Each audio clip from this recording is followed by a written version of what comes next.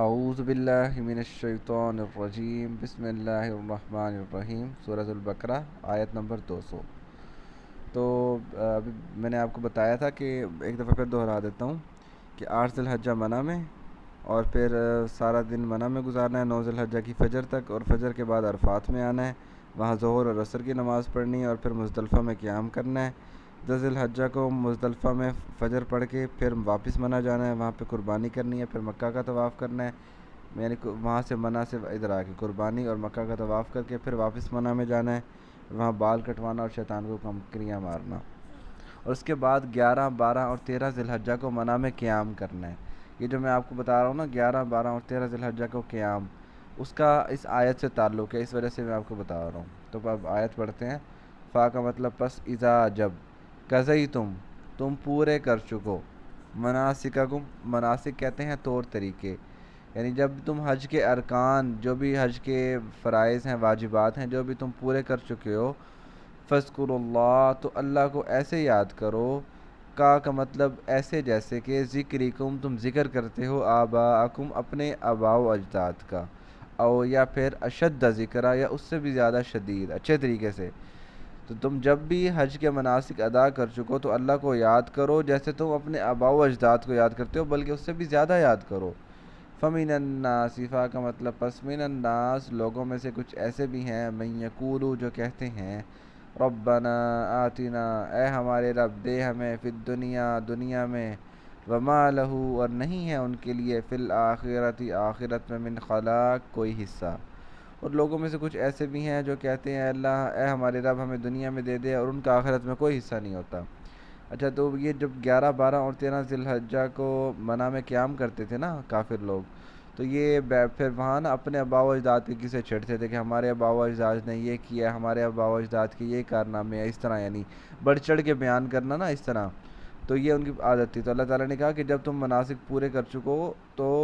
اللہ کو یاد کرو جیسے تم اپنے آباء و اجداد کو یاد کرتے ہو، یعنی جو قصے کہانی سنا رہے ہو، اس قصے کہانی سنانے کا کوئی فائدہ نہیں ہے ایک دوسرے کو،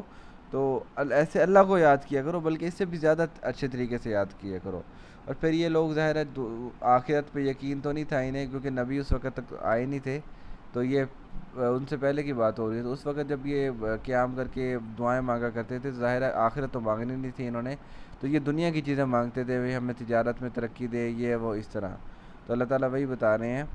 کہ لوگوں میں سے کچھ ایسے ہیں جو کہتے ہیں اے اللہ ہمیں دنیا میں دے دے، ان کا آخرت میں کوئی حصہ نہیں ہے۔ ومنہم، اور ان میں سے، من یقولو، کچھ ایسے بھی ہیں جو کہتے ہیں ربنا آتنا فی الدنیا، اے ہمارے رب دے ہمیں دنیا میں، حسنتاً، بہترین، وفی الآخرتی، اور آخرت میں، حسنتاً، بہترین، وقنا، اور بچا ہمیں عذاب النار، آگ کے عذاب سے۔ یعنی کچھ لوگ ایسے ہیں جو صرف دنیا کی چیزیں مانگ رہے ہیں، ان کا آخرت میں کوئی حصہ نہیں، اور کچھ لوگ ایسے ہیں جو کہتے ہیں اے ہمارے رب ہمیں دنیا میں بھی بہترین دے، وفی الآخرتی حسنتاً، اور آخرت میں بھی بہترین دے، اور ہمیں عذاب النار، آگ کے عذاب سے بچا۔ اچھا، یہاں پہ لوگوں کو ایک اشکال ہوتا ہے، وہ یہ کہ ہم اس دعا میں تو جو اللہ تعالیٰ نے بیان کی ہے، یہ ہم تو دنیا کی چیزیں بھی مانگ رہے ہیں، آخرت کی چیزیں بھی، ٹھیک ہے دنیا کی چیزیں مانگنے سے مطلب مانگی جا سکتی ہیں، لیکن دنیا کی چیزوں سے مراد یہاں پہ وہ یہ ہے جو آخرت کے لحاظ سے بہتر ہوں۔ یعنی آپ صحت مانگتے ہیں کیونکہ بیمار ہو، تو آپ اسلام کے احکام پورے نہیں کر سکتے، آپ مطلب فرائض واجبات ادا نہیں کر سکتے، اگر کوئی اسلام کا مزید کوئی حکم آ گیا وہ آپ پورا نہیں کر سکتے اپنی بیماری کی وجہ سے، تو اس وجہ سے ہم صحت مانگتے ہیں کہ صحت کی وجہ سے ہم نیک اعمال کر سکیں۔ اس طرح دنیا، یعنی یہ جو دنیا کی بھلائی مانگتے ہیں نا، دنیا میں بہترین دے، اس سے مراد دنیا کی وہ بھلائی ہے جو آخرت کے لیے فائدہ مند ہو، یعنی مال و دولت دی ہے تاکہ وہ اس لیے تاکہ ہم صدقہ خیرات کریں، نیک کام میں خرچ کریں، کسی اچھے کام میں۔ اگر ہمیں اللہ تعالیٰ نے کوئی صلاحیت دی ہے، کوئی ذہانت یا اس طرح، تو وہ ذہانت غلط کام کی بجائے صحیح کام میں، یعنی دنیا کی وہ بھلائی جو آخرت کی بھلائی کرے، یہ مراد ہے۔ یعنی ہمیں اللہ ہمیں دنیا میں بھلائی عطا کر، وہ بھلائی جو ہماری آخرت کے لیے فائدہ مند ہو، اور آخرت میں بھی بھلائی عطا فرما، اور ہمیں آگ کے عذاب سے بچا۔ اس کا بھی بامحاورہ ترجمہ کر دیتا ہوں۔ پس جب تم حج کے مناسک پورے کر چکو تو اللہ کو ایسے یاد کرو جیسے اپنے آباء و اجداد کو یاد کرتے ہو، بلکہ اس سے بھی زیادہ اچھے طریقے سے یاد کیا کرو۔ پس لوگوں میں سے ایسے بھی ہیں جو کہتے ہیں اے ہمارے رب ہمیں دنیا میں دے، ان کا آخرت میں کوئی حصہ نہیں ہوتا۔ اور لوگوں میں سے کچھ ایسے بھی ہیں جو کہتے ہیں اے ہمارے رب ہمیں دنیا میں بھی بہترین دے اور آخرت میں بھی بہترین دے اور ہمیں آگ کے عذاب سے بچا۔ یہ آیت نمبر 201 تک ہو گئی، آگے انشاءاللہ پڑھیں گے۔ وما علینا الا البلاغ المبین۔